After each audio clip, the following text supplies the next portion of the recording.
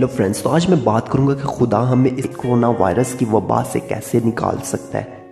صرف اس کا ایک ہی حل ہے۔ جب ہم پرانے عہد نامے میں بائبل مقدس میں پڑھتے ہیں، جب خدا نے یونا نبی کو کہا تھا کہ تو نینوا شہر میں جا اور منادی کر کے وہ اپنے گناہوں سے پھریں اور اپنے گناہوں سے معافی مانگے خدا سے، تو خدا ان کو تمام ان کے گناہوں سے معاف کرے گا۔ اگر وہ نہیں مانگیں گے معافی تو خدا ان کے ملک کو برباد کر دے گا۔ تو جب تمام نینوا کے لوگوں نے اس پیغام کو سن کر انہوں نے معافی مانگی، انہوں نے اپنے اوپر ٹاٹ اوڑھ لیے، تو خدا نے اس شہر کو، خدا نے اس ملک کو سرفراز کیا۔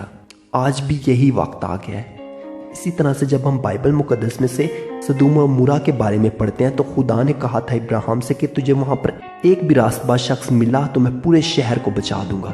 وہاں پر کوئی راست باز شخص نہ نکلا، جس کی وجہ سے خدا نے اس جگہ کو ختم کر دیا۔ اگر آج ہم اپنے گناہوں سے توبہ کریں گے، ہر مذہب کا انسان خدا کے آگے جھک جائے، اپنا ہاتھ اپنے دل کے اوپر رکھ کے کہے کہ اے خدا میں گناہ گار ہوں، ہو سکتا ہے میری وجہ سے ملک میں وبا ہو، صرف ہمیں معافی مانگنے کی دیر ہے۔ ہر قوم اپنے اپنے گھٹنوں پر جھک جائے، ہر قوم اس بات کا اقرار کرے کہ اے خدا میں کچھ بھی نہیں، مجھ گناہ گار پر رحم کر، میرے تمام گناہوں کو مٹا دے، اور خدا انسانوں کو ان کے گناہوں سے معاف کرے گا۔ دوسرا تواریخ 7 باب 14 آیت۔